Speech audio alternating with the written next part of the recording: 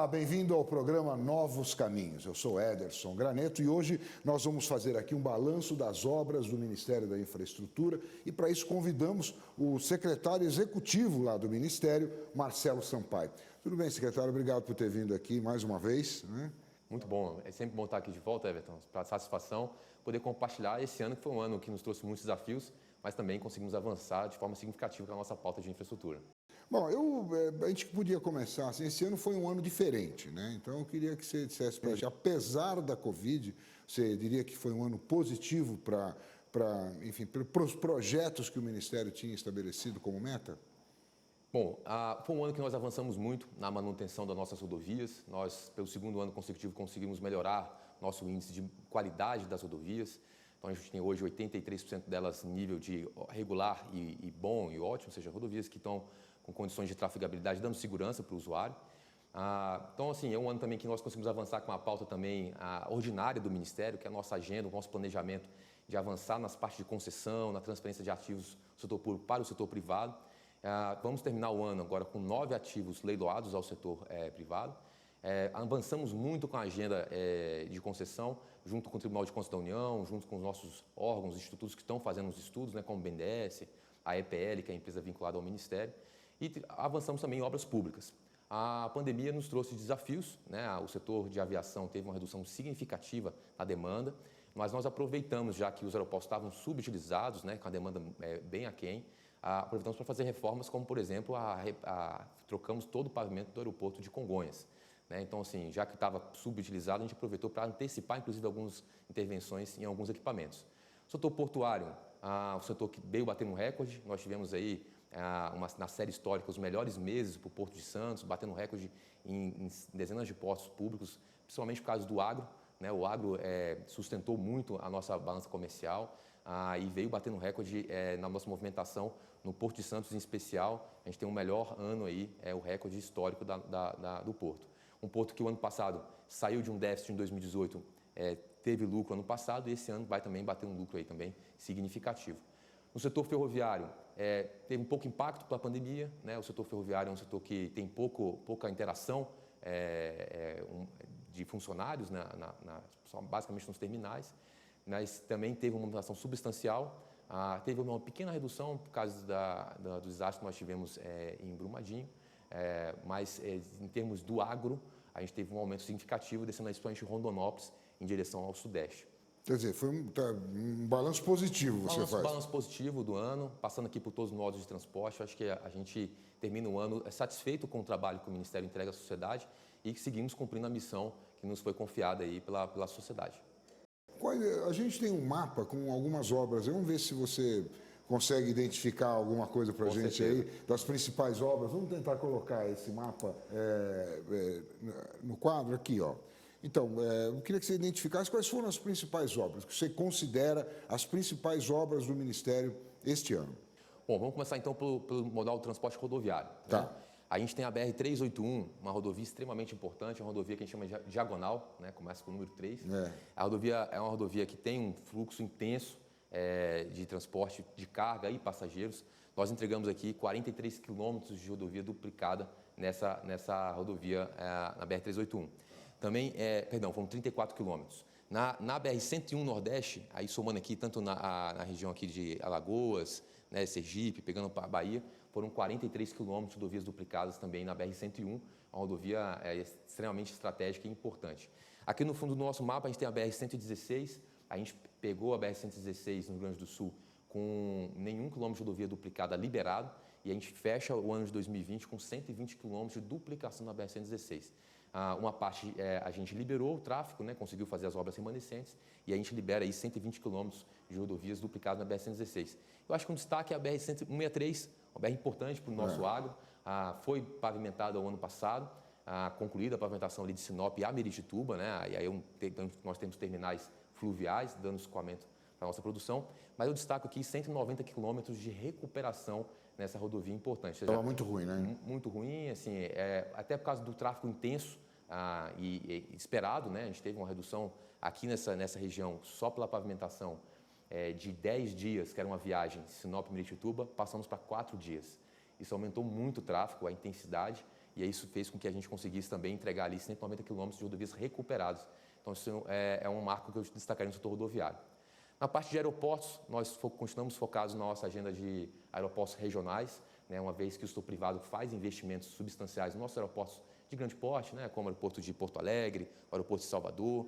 A gente fez algumas entregas interessantes, como o aeroporto de Uberaba, o aeroporto estratégico do Triângulo Mineiro, fizemos uma ampliação no terminal. Estamos terminando uma ampliação grande no aeroporto de Navegantes também, replicando o terminal de passageiros. E aeroportos no Pará, no interior, principalmente, a gente entregou também algumas obras. A expectativa nossa é chegar aí, nos próximos anos, a ter voos regulares em 200 localidades no país e chegarmos à movimentação de 200 milhões de passageiros por ano no setor aéreo. Então, o setor aéreo é importante para o nosso país e se mostrou muito resiliente, viu? Esse ano, o mundo inteiro teve um revés por causa da pandemia, mas o nosso tráfego, o nosso movimento doméstico fez com que hoje nós estejamos aí com quase 80% da nossa movimentação retomada. Você diria que aumentou a capacidade de carga? Porque aqui a gente está falando de agro, uma parte do agro usa os aeroportos, mesmo avião de passageiros, quando vem com passageiro, volta com carga, enfim, você diria que melhorou essa situação? Com certeza, porque esse trabalho que nós estamos fazendo nos aeroportos regionais é justamente para aumentar a qualidade do nosso pavimento, expandir nossas pistas. Isso permite com que aeronaves de maior porte consigam fazer esse tipo de pouso e isso aumenta também aí a nossa capacidade de carga, sem dúvida nenhuma. E essa interiorização do transporte aéreo, né, esse transporte regional, faz com que o agro fique mais próximo do agro. O agro está trabalhando realmente nessas regiões mais inóspitas, que são regiões onde a produção está mais intensa, como aqui a região centro-oeste em especial. Que é uma região que hoje produz muito, né? E tem que escoar isso aí. É difícil vir para o sul, né? Região sul. Bom, setor ferroviário, nós tivemos o avanço significativo nas obras da Ferrovia Norte-Sul. A gente leiloou em 2019, os senhores vão lembrar, uma ferrovia que era guardada. A concessionária assumiu a operação da rodovia e precisava ter algumas obras remanescentes para entregar. Tem uma ponte grande, a maior ponte ferroviária no hemisfério, na América Latina, que eles estão entregando agora no mês de dezembro. Nossa expectativa agora, já no início do ano de 2021, no primeiro trimestre, nós já estamos com esse braço, essa ferrovia importante, né, essa coluna vertebral do nosso país, já em operação. Inteirinha? Inteirinha. Tá? Saindo aqui, especialmente conectando a malha paulista, né, até o porto de Itaqui. Então, assim, há uma expectativa de já botar tudo isso para funcionar, que não só o agro, mas também a carga geral, que aí vem fertilizante, vem todos os produtos que são importantes para o desenvolvimento do nosso agronegócio também. Para encerrar, portos, né, não poderia ser diferente. O investimento que nós fizemos no setor portuário esse ano foi substancial. Nós leiloamos 17 arrendamentos portuários durante esse ano de 2020 e tivemos algumas dragagens interessantes. Vai destacar ali em Porto Velho, a gente começou a dragagem do Rio Madeira, que é um rio que é importante fazer dragagem para garantir aí a fluidez do nossas embarcações durante todo o ano. Mas né? ali tem um problema meio crônico, né? Porque tem extração de coisa ali no leito do rio, a areia sai e volta, o assoreamento. Tem como resolver essa questão ou você vai ter que ficar dragando o rio o resto da vida? O rio é orgânico, né? Então, assim, realmente a atividade ao redor do rio acaba gerando esse tipo de situação. A dragagem, ela vai ter que ocorrer realmente com periodicidade frequente, né? Normalmente a gente precisa estar garantindo aí o leito do rio, garantindo o calado suficiente para esse transporte. É importante ali na região. Mas o nosso objetivo aqui é talvez o governo parar de fazer essa dragagem. Então, nós temos estudos dentro do Ministério para fazer concessão de hidrovias. Ou seja, garantir que a hidrovia não é um rio navegável, não quer dizer que é uma hidrovia, né? A gente precisa ter sinalização, ter balizamento, garantir com que ela efetivamente tenha condições de navegabilidade durante tirar todo a pedra do meio. Tirar a pedra, a gente avançou esse ano no licenciamento ambiental e nossa expectativa do governo do presidente Bolsonaro é entregar aí o derrocamento do Pedral do Lourenço, também aqui já até 22. Ou seja, é um pedral na hidrovia aqui do Tocantins, que tem um potencial enorme também para influir a carga do nosso agro da região do Mato Piba, né, Maranhão, Tocantins e Piauí. A gente fez, né, o país entregou a inclusa de Tucuruí, mas logo à frente a gente tem a dificuldade do Pedral do Lourenço. Então, assim, realmente é uma obra de grande porte, estamos falando em uma obra de 600 milhões de reais, que a nossa expectativa é entregar também nos próximos anos. Então, assim, dando um overview, a gente fez obra em todo o país, né, todos os estados tiveram intervenção por parte da União, seja de recuperação, de manutenção, mas foram 86 entregas no ano de 2020. obras públicas. E você diria que com isso reduziu o famoso custo do Brasil? Conseguiu reduzir em quanto? Você tem ideia? Temos esse número. O frete agrícola em todo o país teve uma redução em média de 11% durante o ano de 2020. Na saída para o Arco Norte foram 26% de redução no frete. Ou seja, o frete, ele começa... Isso rodoviário? Rodoviário, Tá. frete rodoviário. E aí isso mostra também a competição dos modais, né? A fuga, né, a boa fuga do agro para as ferrovias, que passam a ser mais eficientes, faz também que a rodovia, pelo menos, tenha que começar a gerar esse tipo de concorrência. E isso é importante, mas a gente tem buscado muita concorrência no modal. Por isso, a busca pela Ferrogrão, pela construção da ferrovia de integração Centro-Oeste, que vai ser viabilizada agora com a renovação da malha da Vale, né, tanto Vitória Minas quanto Carajás, e vai fazer um investimento substancial de água boa ao entroncamento com a ferrovia Norte-Sul. Horizontal. Horizontal. E a gente começa a botar 2, 3 ferrovias no Mato Grosso, que é o coração do nosso agro, podendo escoar essa produção e gera concorrência também no modo de transporte ferroviário. Então, teve uma redução significativa no nosso custo, há muito que ser feito, mas a gente, olhando o caminho que nós estamos trilhando, mostra que a gente está no caminho certo, os resultados têm aparecido. Mais de 11%, você diria que reduziu? Mais de 11%. E destaque aí realmente para o Arco Norte, né, que passa a operar de forma mais significativa e isso reduz o frete. Fala um pouquinho sobre a BR do Mar. Esse é um projeto que foi apresentado na Câmara dos Deputados, passou na Câmara dos Deputados, está lá no Senado. Há a possibilidade de mudança? Não? Queria que você falasse um pouco com ele o que a gente pode avançar com esse projeto.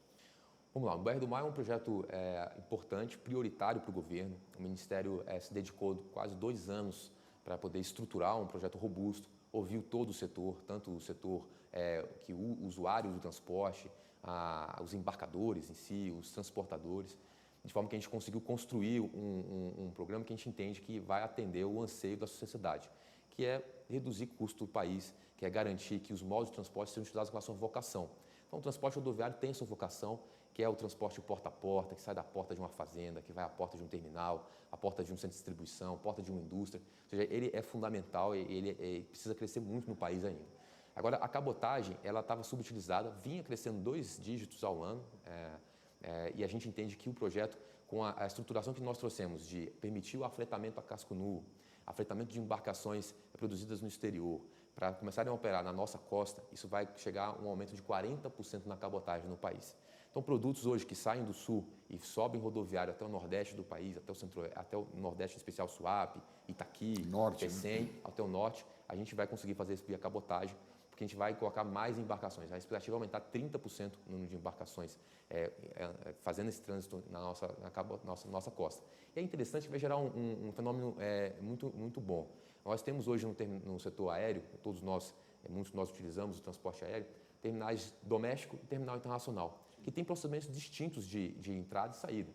O terminal internacional exige um nível de rigor, de cuidado, de zelo muito maior, sanitário, né, de migração específico. E temos doméstico, que é muito mais rápido, muito mais fluido. A cabotagem é a nossa navegação doméstica e ela acaba sendo imposta em terminais de carga internacional hoje. Então, a nossa expectativa é que, aumentando o fluxo, o volume de carga doméstica circulando na nossa costa, nós teremos terminais dedicados à carga doméstica. Isso vai trazer celeridade, rapidez e redução de custos, com certeza. Você tem ideia de que isso ocorra, mas não tem um planejamento, uma perspectiva real? Não, tem terminais hoje que são, não vou dizer dedicados, mas têm a característica de receber cargas domésticas de cabotagem, que é uma carga que não precisa de um desembaraço, como uma carga que está vindo de uma navegação de longo curso. E a gente percebe que esses terminais eles estão preparados para poder se especializar ainda mais nesse tipo de transporte. Mas para isso eu preciso de demanda, não tem condição de você deixar um terminal dedicado se tem um navio uma por semana. A gente precisa ter um movimento mais intenso. O projeto está hoje no Congresso, foi aprovado recentemente pela Câmara dos Deputados, um avanço importante, né, um passo que nós damos em direção a essa mudança de paradigma na cabotagem no país. E a nossa expectativa no Senado é que o projeto passe também com tranquilidade, foi exaustivamente discutido por parte da Câmara, né, apesar de ter ido com regime de urgência por parte do Executivo, mas teve conversas e não era um projeto que já era aguardado pelo Congresso Nacional, a tal ponto que até a senadora Cátia Abreu apresentou um projeto sobre cabotagem durante esse período de discussão do Executivo com o Legislativo, com os atores que são importantes nessa Tem um medo dos caminhoneiros de que isso vá prejudicar o trabalho deles, né? Bastante grande. E não é um medo infundado, né? Mas é isso que você falou, a gente tem que dividir mais e tentar melhorar todos os sistemas de transporte. Exato. O país precisa ter um equilíbrio de matriz de transporte. Isso vai gerar uma movimentação maior da nossa riqueza, isso vai gerar um aumento do consumo, né? E esse aumento do consumo faz com que a grande roda da economia gire. Mas é importante destacar que o transporte de rodoviária ele continua estando nas pontas da rede nossa de transporte. Então, assim, para sair da porta da fazenda e ir até um terminal ferroviário ou um terminal portuário, é necessário que haja o transporte rodoviário. O de longo curso é que a gente está tentando alterar, não é? E é um transporte muito oneroso e tem um custo altíssimo para o caminhoneiro, o transporte de longo curso. O veículo ele foi preparado para fazer viagens de 400, no máximo 600 quilômetros. E fazer mais viagens de 400, 600 quilômetros, o transporte rodoviário ele é mais eficiente e dá mais retorno, inclusive no final do mês, para o caminhoneiro. Então, a nossa expectativa é que essa viagem de 2.500 quilômetros, 3.000 quilômetros, que era a soja, né, saindo de Sorriso, de Sinop, indo em direção a Porto Santos ou subindo, isso é um custo muito alto e a gente entende que esse transporte nossa proteína animal que sai do sul e vai para o Nordeste, ele vai precisar ir da porta da indústria, chegar ao terminal portuário e lá em cima, da mesma forma, sair da porta do terminal e ir até o terminal. Então, se você pensar em equilíbrio de energia, né, de termodinâmica, a gente busca sempre, no final do dia, a energia que nós temos de produção no sul, ela vai precisar chegar na porta, sair da porta da fazenda ou da porta da indústria, chegar na porta do centro de distribuição ou na porta do usuário final. Então você diria que mudou um pouco a vida de quem utiliza dos transportes de longo percurso, principalmente o pessoal do agro, mudou alguma coisa na vida dele este ano, o ano 2020, apesar de toda a Covid, toda a problemática, sem dúvida alguma nenhuma, coisa mudou. Eu, como engenheiro, gosto de números, acho que os números mostram isso de forma muito clara, né? A saída norte do Arco Norte foi 26% de redução e no país como um todo nós temos uma média de redução de 11% no frete agrícola e esse é um começo. Eu tenho falado, né, que a gente sempre ouviu a máxima de que o Brasil é eficiente da porteira da fazenda para dentro, né, e a gente tem buscado fazer que nasça esse Brasil eficiente da porteira para fora. Então, a busca pelo equilíbrio da matriz de transporte, garantir a boa manutenção da nossa malha rodoviária, pavimentação de eixos estratégicos como o BR-163, como a 116. Então, assim, são movimentos que vai realmente reduzir a nosso custo Brasil e nascer esse país eficiente da porteira para fora. Falando em custo Brasil, as concessões. Você falou superficialmente no início do programa sobre as concessões, que foi o projeto, né, o programa de concessões, né? Queria que você detalhasse um pouquinho mais. O que nos espera daqui para frente de concessão? Excelente. Então, esse ano foram 9 ativos, vamos fechar o ano com 9 ativos leiloados, e o ano que vem serão mais 52 ativos que estão indo para leilão. 52? 52. É uma média de um leilão, um ativo por semana, né? Então, são 23 aeroportos que vão estar sendo leiloados ano que vem, pega aí metade dessa fatia praticamente. Mas são importantes ou são pequenos? São aeroportos importantes, são a 6ª rodada de concessão aeroportuária, são 3 blocos, temos blocos de Manaus, que aí vem com o aeroporto de Boa Vista, aeroporto de Porto Velho, Rio Branco, e aeroportos pequenos como Tefé, Tabatinga. Temos o bloco no centro-oeste aqui, capitaneado pelo aeroporto de Goiás, que é o aeroporto de Goiânia, um aeroporto importante da capital do estado do Goiás, e vem junto com o aeroporto de Teresina, outros aeroportos também que pega o centro do país, uma parte do norte dos nossos aeroportos. E no sul, nós temos o aeroporto de Curitiba, capitaneando um grande bloco no sul, que é um aeroporto de Foz do Iguaçu, Navegantes, Londrina. Então, assim, são 3 blocos com aeroportos de grande porte. No sul, o aeroporto de Curitiba é um grande aeroporto, Manaus é um aeroporto que tem uma vocação para carga, né, devido à nossa zona franca ali em Manaus. Então, a nossa expectativa é ter um grande leilão aeroportuário. Vamos ter também, ano que vem, mais 17 terminais portuários indo para leilão. Isso aí é um número expressivo, vai movimentar... Na costa ou internos? Na costa, e nós teremos 2 terminais fluviais, também em Miritituba, de forma que a gente também dá infraestrutura e condições que nosso setor, tanto aquaviário quanto portuário, continue crescendo. A expectativa no setor de rodovias é o leilão de rodovias importantes, como a rodovia da Dutra. A Dutra vai a leilão no ano de 2021. A CRT também está indo a leilão no ano que vem, com a rodovia também Rio-Teresópolis importante. E a BR-381, a BR-163, 230 no Pará, também está indo a leilão, um leilão diferente, uma concessão que tem previsão para 10 anos, que é uma previsão mais de manutenção, para garantir a trafegabilidade nesse eixo importante para o nosso agro. Então, a expectativa é que ano que vem nós tenhamos contratado 137 bilhões de reais em infraestrutura, com a nossa agenda de concessão. Esse ano foram 31 bilhões de contratos feitos com o setor privado e ano que vem vai ser um ano grande. Um pouquinho da nossa agenda que estava prevista para esse ano acabou passando para 21, como a parte de aeroportos. Isso vai fazer um ano que vem, a gente volta em V. Passou por causa da Covid ou por estratégia? Por causa da Covid, né? E também por estratégia. A gente precisou revisitar a demanda de alguns dos nossos ativos, principalmente o setor aeroportuário. Então, assim, a gente viu a demanda ir ao chão e praticamente a zero. E isso exigiu, inclusive, o Tribunal de Contas solicitou que fosse feito um estudo de demanda atualizado com relação a esses equipamentos. Também algumas rodovias também nós revisitamos demanda dessas rodovias. Então, exigiu um pouco mais de tempo e seria interessante que nós, por estratégia também, esperássemos a ver os reflexos da pandemia e esses ativos não tivessem perda de valor, né? Então, a gente tem cuidado de garantir também um valor de outorga para o cofre público. Ano que vem, serão 3 bilhões de reais em outorgas previsto com esses 52 leilões para o ano 2021. Sei, é um monte, né? É um ano pesado, né? É um ano pesado. Eu tive ano passado no Canadá, numa conferência da ONU, da Aviação Civil, e eu tive uma conversa com o ministro de Malta, da Ilha de Malta. E aí, quando eu apresentei o nosso programa para ele, ele ficou até constrangido, né? O próximo são 22 aeroportos. Aí ele, rapaz, eu tenho 5 aeroportos no país inteiro. Então, o Brasil é um país de dimensões continentais. É óbvio que Malta é um comparativo bem diferente das realidades, mas nós temos hoje, sem dúvida nenhuma, o maior programa de concessões do mundo, que nos dá uma vantagem muito grande também para atrair esse capital estrangeiro. O fato de termos um portfólio faz com que o estrangeiro venha num equipamento de pequeno porte, ele consiga entender a dinâmica de tributação, de contratação de mão de obra e ele fique encorajado a entrar em um ativo de grande vulto, como por exemplo em 2022 nós teremos o leilão do aeroporto de Santos Dumont e o aeroporto de Congonhas. São 2 aeroportos de uma movimentação expressiva, é a terceira maior ponte aérea do mundo, a movimentação Santos Dumont-Congonhas, para 22. Então é comum um operador ou investidor vir para um aeroporto de Manaus, um aeroporto de Goiânia, ele entende como é que funciona o Brasil e aí ele fica mais encorajado a entrar com um bid maior em aeroporto de grande porte.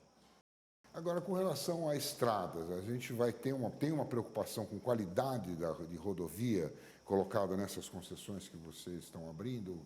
Porque a gente sempre pensa assim, poxa, se toda a malha rodoviária brasileira fosse duplicada, né, com qualidade, não ter que ficar, enfim, não ter buraco frequente nas pistas, isso facilitaria muito tanto o transporte de caminhão como de passageiros, né? Sim. E diminuiria o número de acidentes. Sim. E tal, não sei o quê. Isso faz parte dessa tua estratégia? Isso é um ponto central na questão da agenda de concessão. Então, as rodovias é onde a gente tem uma movimentação intensa da nossa sociedade como um todo, dos nossos passageiros. A questão da segurança, né, e da eficiência desse modo de transporte é importantíssimo para nós. E quando a gente fala de concessão, é importante destacar que nós estamos falando realmente de melhorar a qualidade da prestação do serviço para o usuário.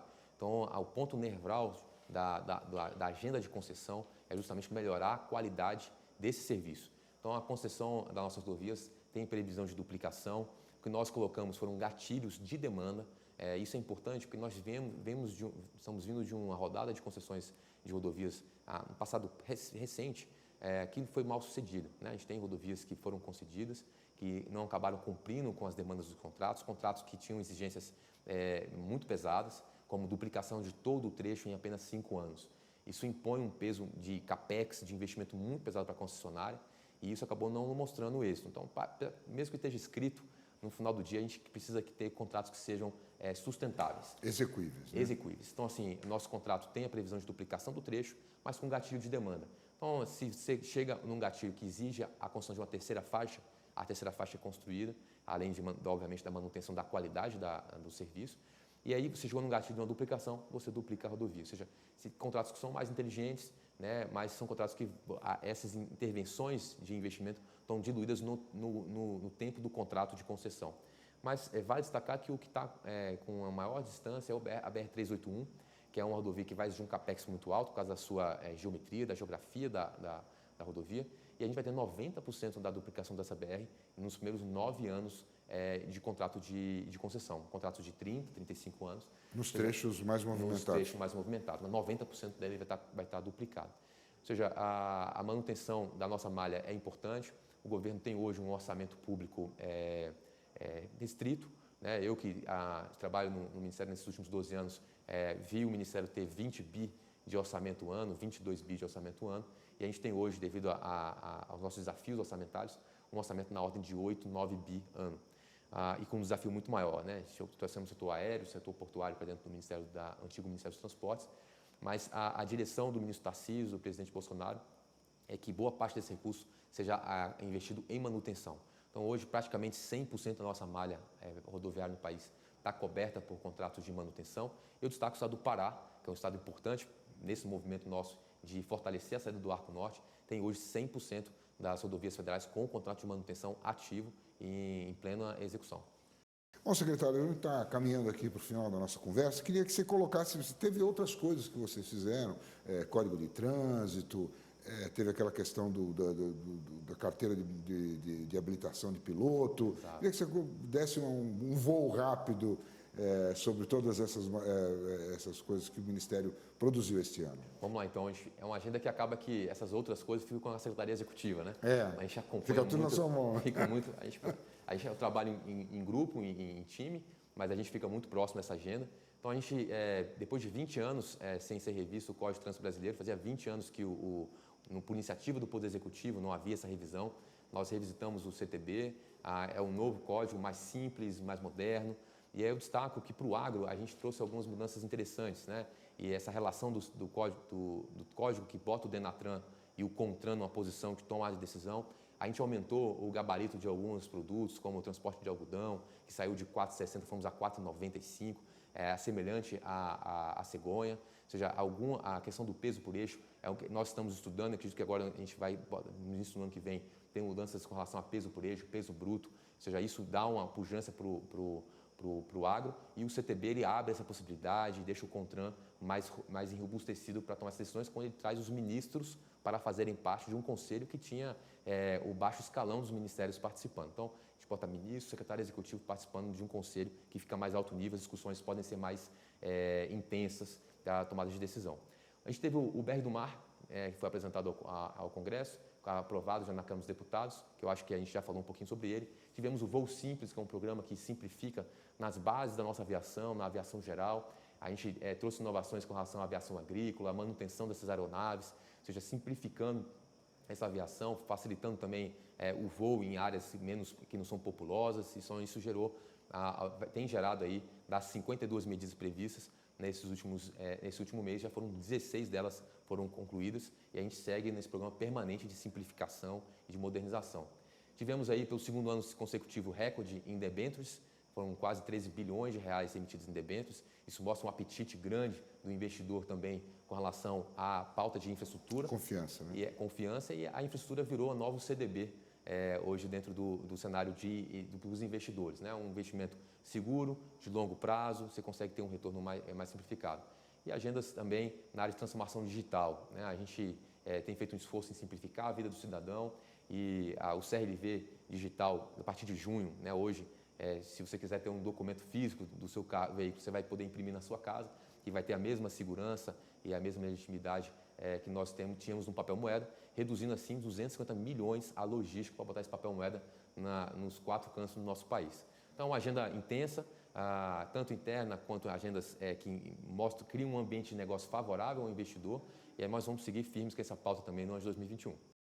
Secretário, obrigado pela sua presença aqui mais uma vez no programa Novos Caminhos. Eu te agradeço muito a sua presença aqui, né? Espero que venha outras vezes ano que vem para contar o que vocês estão fazendo. Tá certo? Vamos cobrar isso aí, tá bom? Satisfação. E obrigado a você também que nos acompanhou até agora. O programa Novos Caminhos fica por aqui e a gente se vê no próximo. Tchau.